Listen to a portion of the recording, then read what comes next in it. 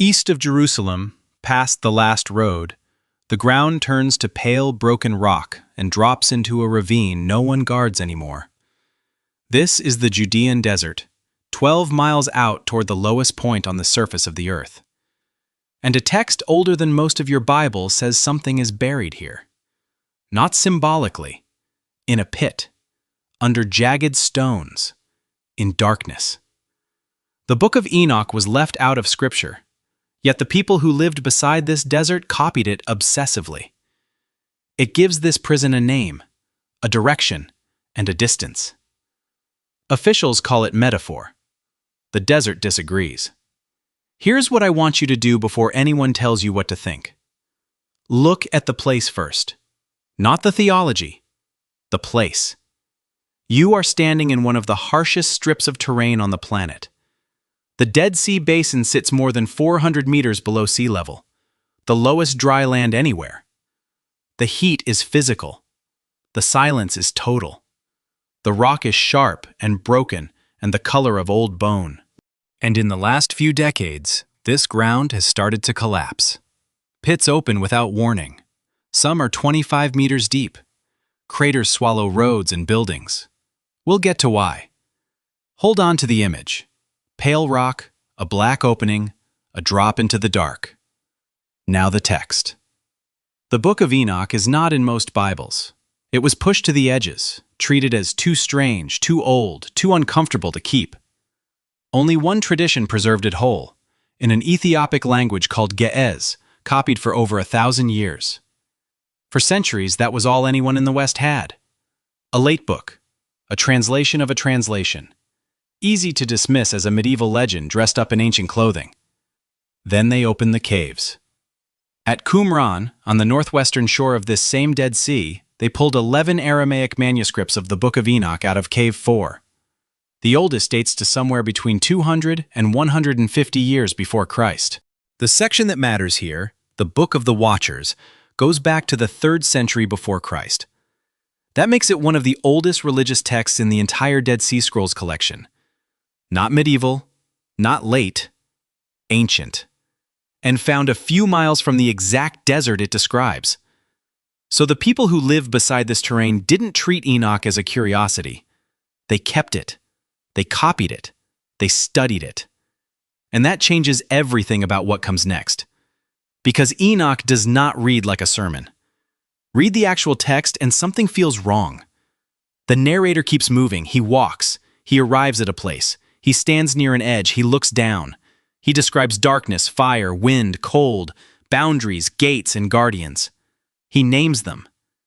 He does not explain doctrine. He reports terrain. It reads less like a vision and more like field notes from a man who went somewhere and wrote down what he saw. Metaphors don't usually file coordinates. This one does. Here is the passage that starts the problem. In the 10th chapter of Enoch, God commands the angel Raphael to deal with a fallen watcher named Azazel. The order is not poetic, it's procedural. Bind Azazel hand and foot. Cast him into the darkness. Make an opening in the desert which is in Dudael, and cast him therein. Place upon him rough and jagged rocks. Cover him with darkness. Let him abide there forever. And cover his face that he may not see light. On the day of the great judgment he shall be cast into the fire. Read that again and count the physical actions. Bind, cast, open, place rocks, cover. That is not the language of a spiritual concept. That is the language of a burial and a location order. An opening, a desert, jagged rock, darkness. Every verb points downward into a specific kind of ground, and the desert has a name, Dudael. That single word is where the metaphor starts to crack. Because Dudael is not an invention floating in the clouds. Ancient Jewish tradition places it east of Jerusalem, out in the wilderness, in exactly the direction we are standing. The great translator R.H. Charles, who gave the English-speaking world its first serious Enoch, tied Dudael directly to a real place. Not a symbol, a site. And that site is one you may already know, under a different name, from a completely different tradition. Because Dudael is the scapegoat cliff. Stay with me, because this is the reveal that reorganizes the whole case. Every year on the Day of Atonement, the ancient Israelites took 2 goats. One was for the Lord. The other, the book of Leviticus says, was for Azazel. That second goat carried the sins of the nation, and it was driven out of Jerusalem into the wilderness, east, roughly 12 miles, to a rough and rocky place the Mishnah calls the Suk. And there, at a cliff, it was thrown off the edge. Look at what just happened. The apocryphal Book of Enoch says the demon Azazel is imprisoned in a jagged desert pit called Dudael, east of Jerusalem. The scapegoat ritual, preserved in mainstream Jewish law, drives a goat named for Azazel to a jagged desert cliff east of Jerusalem. Same demon, same desert, same direction, and the Jewish tradition itself makes the link explicit. In the Mishnah, in the tractate Yoma, the scapegoat's cliff is called Bet Hadudo. Bet Hadudo. Dudael. Scholars have long recognized these as the same place. 2 separate traditions, 1 demon, 1 cliff, 1 strip of desert. That is a lot of specificity for something we're told is only a symbol. And the ritual itself was not vague. This was walked. Real priests, real route. The Mishnah describes 10 booths built along the road from the temple out into this wilderness, a relay of stations marking the path. At the final cliff, the escort took a strip of crimson thread, split it in 2, tied one half to a rock and the other to the goat's horns. Then the goat was pushed backward off the edge, and the accounts insist it was shattered, torn apart before it fell even halfway down the cliff. A signal was relayed back to Jerusalem so the priests would know the desert had swallowed the sin. That is not how you describe an abstraction. That is how you describe a place you have physically stood on, measured, and used. Now watch the mystery tighten, because there's a second witness, and it's made of metal. Among the Dead Sea Scrolls is one unlike all the others, the Copper Scroll, not written on parchment, hammered into copper. It reads like an inventory, a list of locations, and in that engraved list of real places appears the name of the desert of the Suk, the same wilderness region tied to this cliff. The people beside these caves weren't treating this terrain as poetry. They were carving its location into metal. Whatever else Dudael was, to them, it had an address you could engrave. Here's the part most people skip. Right there in Cave 4, alongside the Aramaic Enoch, scholars found the remnant of a commentary, a pesher, that deals with Azazel and the fallen angels. Its account resembles the Book of Enoch. So the binding story wasn't some fringe idea invented 1,000 years later in a distant monastery. It was alive here, in this desert, in the same collection, in the same century, held by the same community that carved place names into copper. So let me lay out where we are. The text is ancient, older than the Bible that preserved it. The place is named. The direction is given. The distance is given. The terrain type is given. A second mainstream ritual points to the same demon and the same cliff. A metal scroll records the region as a real location, and a separate manuscript in the same cave confirms the tradition was active. One of those details could be metaphor. 2 could be coincidence. This is not 2. Now the official explanation. And I want to be fair because it's not stupid. Mainstream scholarship reads all of this symbolically. Azazel, they'll tell you, isn't a real prisoner in a real hole. The wilderness is where chaos and impurity belong in the ancient imagination. So sending sin to Azazel simply dramatizes exile, banishing corruption to a place of desolation. The great commentators softened it further. Rashi read the word Azazel to mean nothing more than rough ground, a steep and jagged cliff. Others called it a mountain near Sinai. On this reading, there's no demon, no prison, no doorway, just a harsh landscape and a powerful piece of theater about carrying sin away. And that explanation works. It works right up until you notice what it has to ignore. Because here is the uncomfortable question. If this was always just abstract theater about banishment, why does the source material keep behaving like geography? Why a compass bearing? Why a measured distance of 12 miles? Why a specific terrain of rough, jagged rock, the exact phrase Enoch uses for what's piled on top of the prisoner? Why does the Enoch text pile up physical verbs, bind, cast, open, cover, when a symbol needs none of them? The symbolic reading explains the meaning of the ritual. It does not explain why the details are this physical, this located, this repeatable. And now watch the word itself move, because this is where translation becomes a weapon. Notice what happens to Azazel across the tradition. In Enoch, Azazel is a person, a bound and imprisoned watcher. In Leviticus, Azazel is a destination, the thing the goat is sent to. And in Rashi and later commentators, Azazel becomes a description, just rough ground, just a cliff. Same 4 Hebrew letters, 3 completely different forces. And notice the direction the softening runs. Every step moves the word away from a prisoner and toward a place, then away from a place and toward mere scenery. The one reading that would make the passage disturbing, a named being held in a named pit, is exactly the reading the tradition kept sanding down. Some medieval commentators admitted why. They wanted to keep any hint of demons and other powers out of the Torah. So they chose the safest possible meaning. That's the thing about a softened word.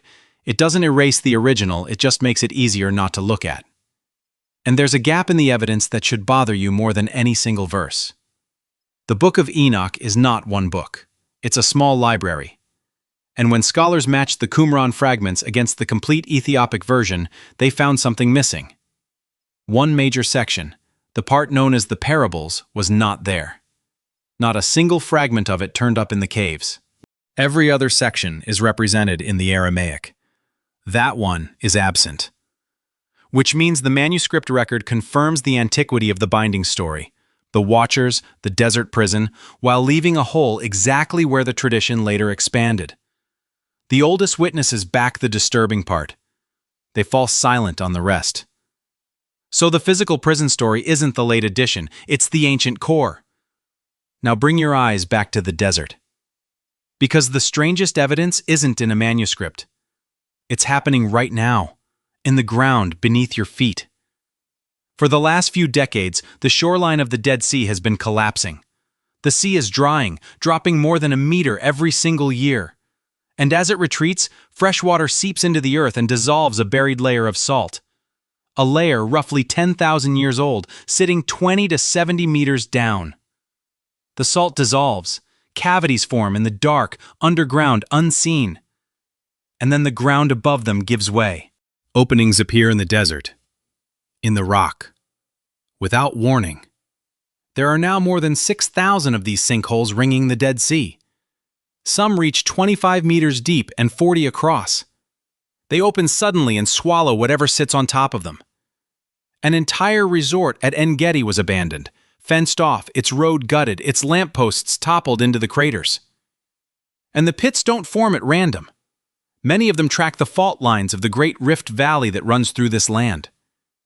The Geological Survey of Israel now watches this desert from space, monitoring where the next opening will appear, because no one can reliably predict it. So sit with what the modern map is showing us. The text said, "Make an opening in the desert, cover him with darkness, cast him into a pit under jagged rock, east of Jerusalem, in this exact terrain." And this exact terrain, thousands of years later, is answering by tearing itself open into dark pits under jagged rock.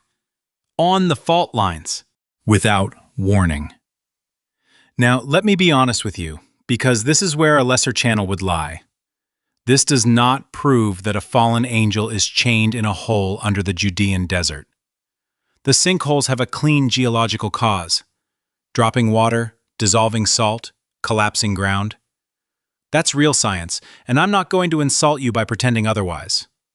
There is no confirmed doorway, no measured shaft with a body at the bottom, no expedition that found a cell. If anyone hands you that, they're selling you something. But here's what the clean explanation still can't do. It can't tell you why an ancient writer, 3 centuries before Christ, described this precise landscape. An opening in the desert, darkness, a pit under rough rock, in the one region on Earth that would eventually become famous for opening into darkness under rough rock. The geology explains the how. It does not explain the match, and the match is the part that won't leave. One black opening in the desert could be metaphor. The salt could be coincidence. But when the same passage gives you a demon, a name, a direction, a distance, a terrain, a matching ritual, a metal scroll, a confirming fragment, and a landscape that is physically collapsing into the shape the text described, the symbolic reading stops being an explanation. It becomes a decision, a choice to look away. And that's the real discovery here. The text never changed, not one word. The Aramaic in the cave says what it always said. The order to Raphael is the same order. The name Dudael is the same name. What changed was us. Our interpretation kept softening, kept spiritualizing, kept turning the prisoner into a place and the place into scenery. Because the alternative was too strange to hold. The words held still. We're the ones who moved. So read the passage one more time, now that you've seen the ground. Bind him. Cast him into the darkness. Make an opening in the desert, which is in Dudael. Cover him with jagged rock. Cover his face, that he may not see light. Until the fire. Read it not as poetry, but as what it looks like. A location report, filed by someone who claims he was taken there and shown the place. We can't check it. That's the cold part. The exact cliff is lost. The tradition remembers the demon, the direction, the distance, the rough stone, but the precise site slipped out of memory centuries ago. We can stand in the right desert, in the right direction, at the right distance, on the right kind of rock. We cannot walk to the one spot that would end the argument. The one door we most want to open is the one we can no longer find. So the desert keeps it. Go back to where we started. East of Jerusalem, past the last road, pale broken rock, a ravine no one guards. The official explanation still calls it a metaphor, and maybe it is. The scholars will tell you the wilderness is just a symbol of exile. And they may be right. But out here, the ground is still dropping a meter a year. The salt is still dissolving in the dark. And somewhere along these fault lines, in terrain a 3,000-year-old text described as a pit under jagged rock, a new black opening is forming right now that wasn't there last year. The interpretation moved. The place never did. And it's still opening.